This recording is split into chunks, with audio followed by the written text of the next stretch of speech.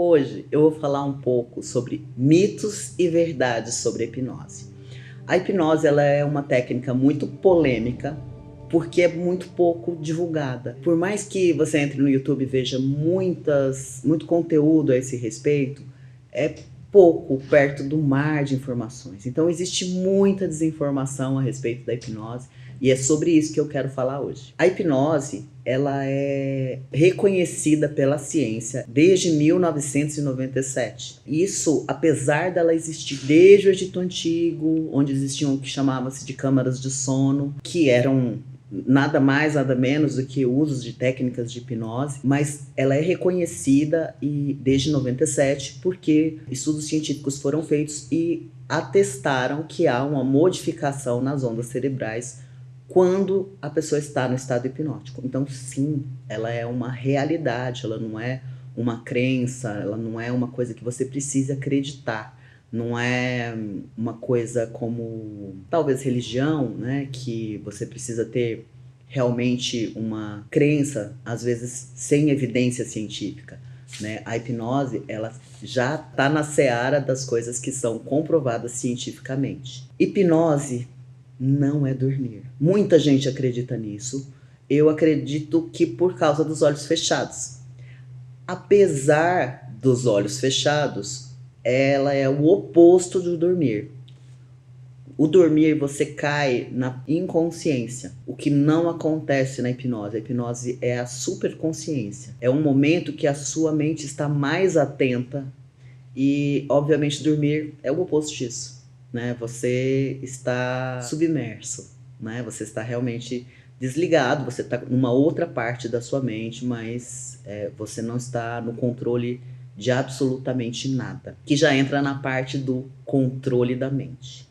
Muita gente vê filme, eu lembro na época de um filme que chama Corra, que foi uma loucura, porque o filme, obviamente, fantasioso e um enredo, mas filme ótimo, podem assistir, mas que não tem nada de verdade, como se a pessoa tomasse conta do corpo de outra, né? Através da técnica hipnótica. Isso é impossível de acontecer. Não existe domínio da mente. Não existe também a revelação de segredos. Então, assim, não vai revelar a senha do banco, não vai revelar a traição. Lógico, você vai estar num local terapêutico, existe o segredo de terapia. Então, quanto mais franco, mais honesto, mais aberto você for, mais resultados você vai obter. Mas, obviamente, você não vai revelar segredos que você não queira, porque não existe domínio da mente, né? Toda hipnose é uma auto-hipnose, só acontece com a permissão.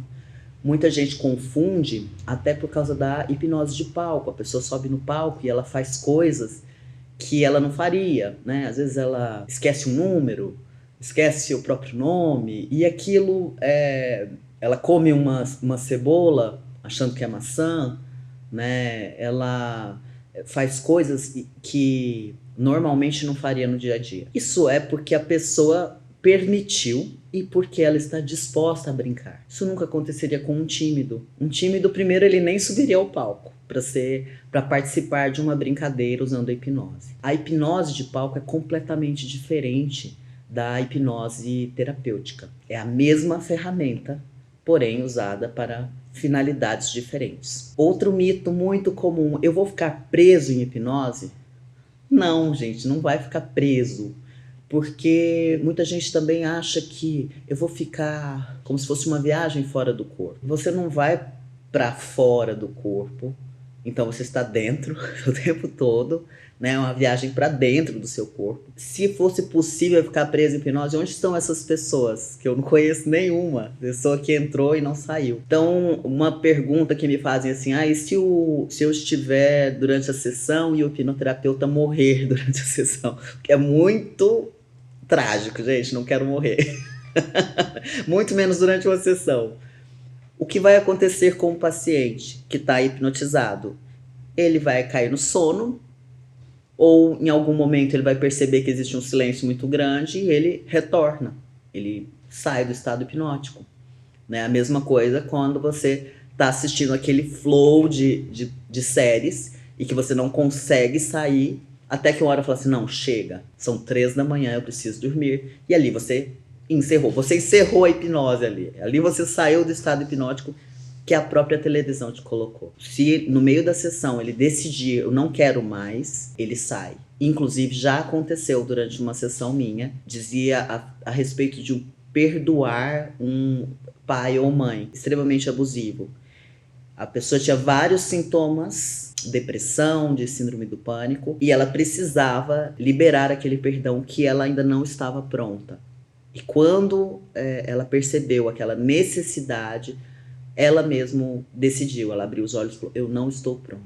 E ela, de fato, ela voltou 3 meses depois, e aí sim ela finalizou a sessão dela. Então, o paciente tá no controle o tempo todo. O terapeuta, ele só vai até onde o paciente permite. E a gente espera que permita o máximo, porque uma boa condução hipnótica, ela vai te trazer melhores resultados, né? Tanto que essa paciente, ela foi para casa pensar nisso, a respeito disso, que ela percebeu a necessidade, mas ela realmente não estava no momento dela para fazer aquilo. E finalmente, quando esse tempo chegou, ela realizou isso. E aí sim, foi lindo, né? Muito bonito de ver.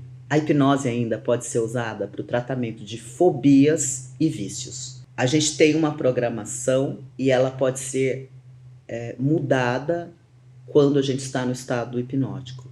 Porque a maior parte da nossa programação é formada na primeira infância, né, até os 7 anos mais ou menos.